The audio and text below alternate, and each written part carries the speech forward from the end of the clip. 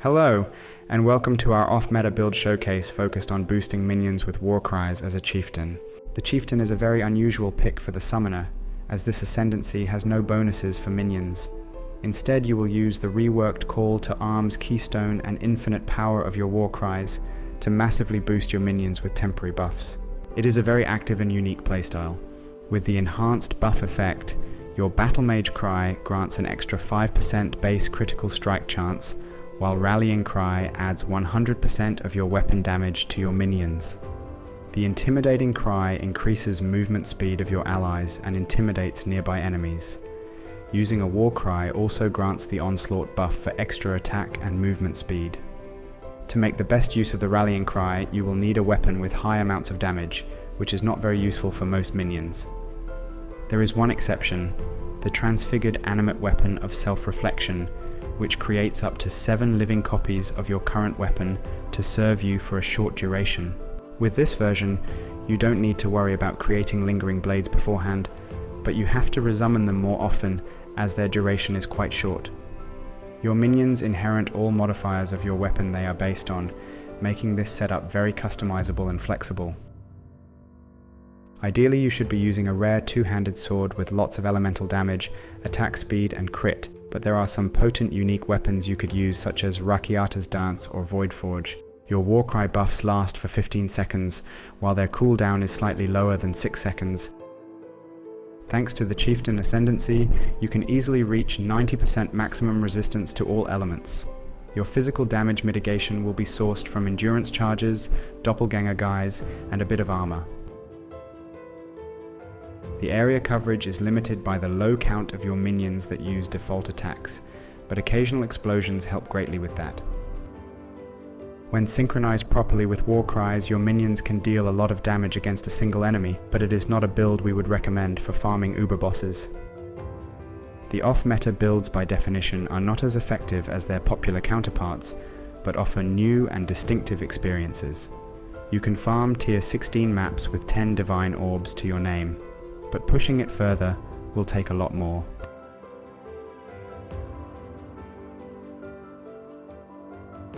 There are many unique items you may use in this build, but none is truly mandatory.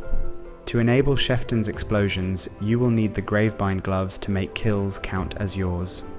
You can experiment with other weapon setups, but beating the Rakiata's Dance on similar budget levels can be challenging.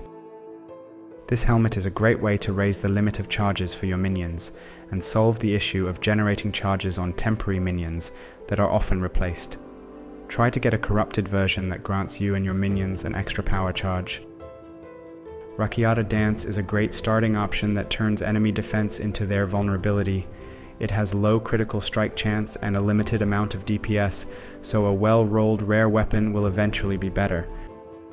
Doppelganger Guise is a very powerful defensive armor that grants you tons of protection against physical and chaos damage and solid life regeneration after taking a hit. It is also quite easy to match socket colors to your setup. Your helmet shares the effect only of your active charges, so you have to find a way to generate them, or simply use Ralakesh Impatience Boots to always have their effect. Defiance of Destiny is a great defensive amulet that works perfectly well with the Petrified Blood, restoring almost half of the initial hit damage instantly. Use the Fertile Catalysts to improve the unique life modifier. The Ashes of the Stars grants additional quality for all your gems, allowing you to summon one more animated weapon and significantly lowering the cooldown of your war cries. Thanks to Gravebind gloves, all kills will count as yours, which will trigger the Hinakora's explosions that massively improve your clear speed. You can find a corrupted version that raises your frenzy charge limit for quite cheap. The Fortress Covenant offers twice as much of the minion damage modifier compared to regular rare jewel, but makes your minions more vulnerable. You can bypass the downside by socketing it in the sockets of any cluster jewel. Use the Impossible Escape jewel to allocate notables near the Necromantic Aegis that boost the duration of your minions and grant them a massive amount of block chance. You can also opt for the Magebane Keystone variant that grants you access to improved life recovery from Flasks. With the exception of your weapon, you will look for fairly typical summoner items. Your rare rings and jewels are the biggest source of minion damage modifiers. On the remaining pieces, you should focus on maximum life, resistance, and attributes.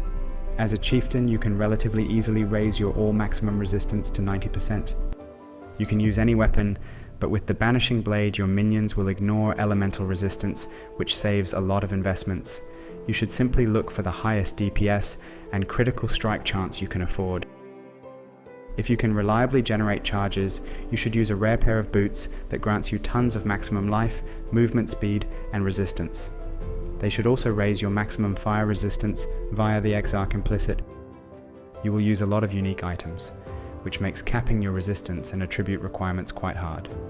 A rare amulet can provide tons of maximum life, resistance, or attributes, but lacks any particular offensive or defensive options. The minion modifiers are limited only to the special bone ring. You should look for bonuses to your maximum life, and some damage and speed modifiers for your minions. Fitting in extra resistance or attributes can be expensive. On your belt you should look for bonuses to your maximum life and resistance. It should also help with Flask sustain. Use the Stygian Vice to get an additional Abyss socket. The Abyss jewel socketed in your belt can grant you plenty of maximum life, bonuses to your minions, and cover lacking resistances or attributes. It is important to provide enough accuracy rating for your minions. On your rare jewels you should look for life and maximum fire resistance. They should also boost your minions' accuracy or damage, or cover lacking attributes and resistance. Usually a jewel that boosts small notables and adds extra effects to them, such as attack speed for minions or maximum life, provides more value than regular notables, but it can be quite expensive. Using a jewel with any combination of 3 useful notables is fine too. A minion-related medium cluster can greatly boost the survivability of your minions by granting them leech, while still improving their damage with the renewal notable. The mob mentality notable on a Warcry-related jewel can generate all types of charges when you use a Warcry, but you can opt for the massive boost for your armor rating with the warning call instead. The lead by example is non-negotiable as it grants you and your minions the onslaught buff. Flasks are an important part of your defensive toolkit. You don't deal damage directly, so your recovery is limited to life flask and regeneration. Try to make your flasks gain charges when you are hit by an enemy to greatly improve their sustain.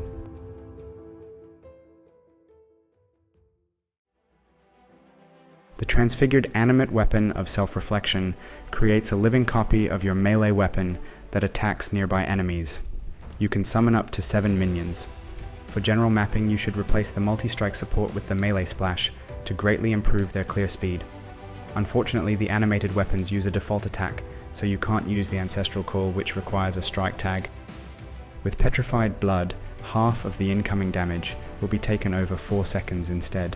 It effectively doubles the benefits of life recovery mechanics, such as Defiance of Destiny, but also makes you more susceptible to damage over time effects. The Precision is an offensive aura that improves the accuracy rating and critical strike chance of your minions. Purity of Elements grants you and your minions an immunity against elemental ailments, and helps with capping elemental resistances.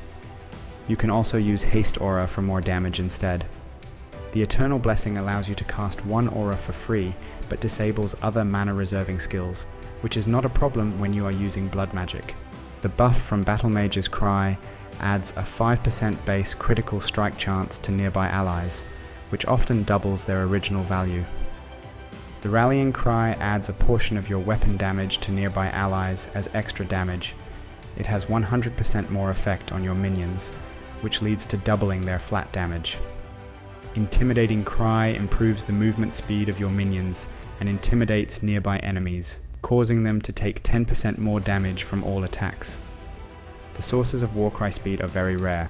Without the Urgent Orders support, your Warcries can be uncomfortable to use. The Assassin's Mark is a curse spell that greatly improves the critical strike chance and damage of your minions while attacking the marked enemy. The Spirit Offering consumes corpses to greatly boost the critical strikes of your minions. You can have only 1 offering at a time. The Desecrate summons corpses necessary for the offering. Try to arrange your sockets to trigger it last. Arcanist Brand automatically casts all linked spells in rapid succession if it is attached to an enemy. The cast order is important because you don't need the Desecrate if there are enough corpses around to trigger the offering straight away. Casting the brand will also command your minions to go to its location. Steel Skin creates a protective shield that absorbs part of the incoming damage and disables bleeding effects on you. The Carrion Golem aggressively attacks nearby enemies and adds a bit of physical damage to your other minions. The Feeding Frenzy causes all your minions to deal more damage.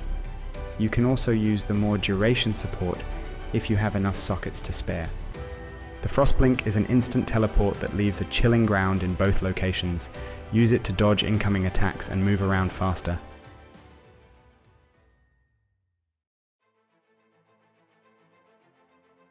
Killing all bandits for one additional passive point is the best option, but helping a Lyra might let you get more chaos resistance on your gear instead. For your major Pantheon power, you should choose the Soul of Arakali to reduce the damage you take from overtime effects.